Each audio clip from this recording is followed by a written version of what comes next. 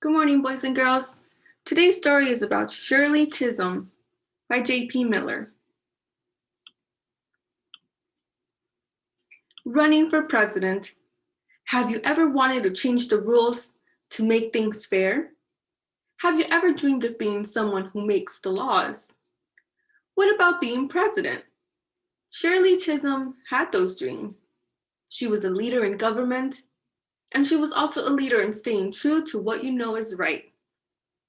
In the winter of 1972, people cheered when Shirley walked onto a stage. She announced that she wanted to be president of the United States. First, she would try to get her political party to vote for her as their choice for president. She wanted people to trust her to do the right thing. She was the first woman for the Democratic Party to try to be president. She was also the first Black candidate for president from any major party. She was ready to make a lot of changes. Shirley was already a congressperson from the state of New York. Shirley was Black and proud, but she was just as proud to be a woman. She worked to make things fair for all kinds of people. Unlike some candidates, Shirley had not been given lots of money. Powerful people had not decided to help her. Shirley fought alone. Her plan was to bring us, together. Fighting Shirley.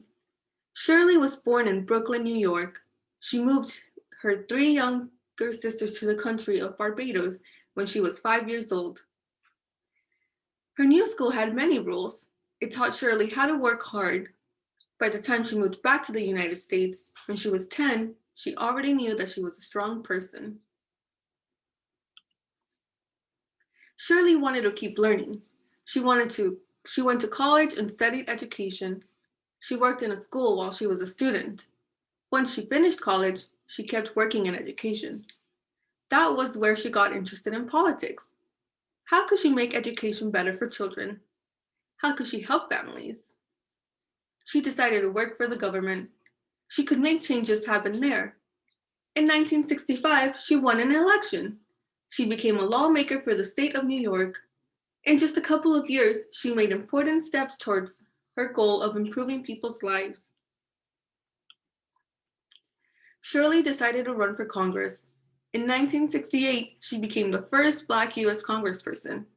Now she would help make laws for the entire country. Shirley went to Washington, D.C. She would not allow anyone there to overlook her or tell her what to do. The first job she was offered was to be part of a group that helped make laws about farming. Shirley was upset. She wanted to improve education, not talk about farms. Shirley politely refused the job. She got the nickname Fighting Shirley because she was ready to fight to help people. Shirley worked in Congress for 7 terms. Because of her, it became against the law to pay maids, drivers, nannies less than a certain amount.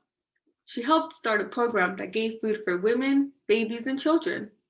This helped make sure that families could afford food even if they did not make a lot of money. Shirley's hard work was making a difference in Congress. She wanted to help even more.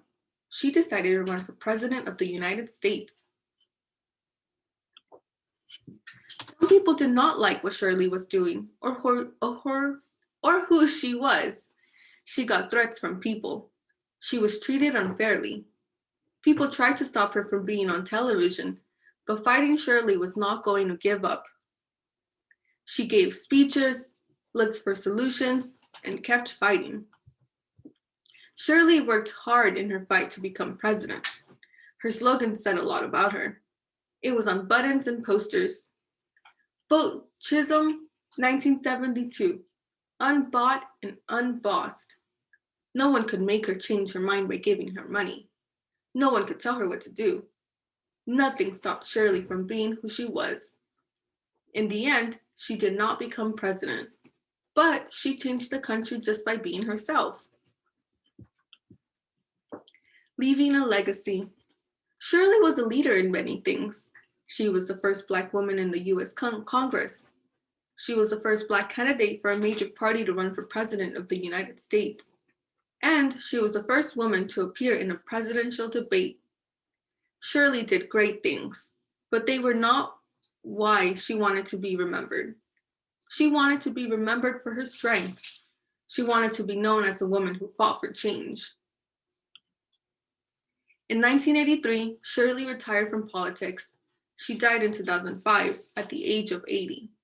10 years after she died, she was honored for her work. President Barack Obama gave her the Presidential Medal of Honor. She had shown many people how to be an honest and strong leader. The end.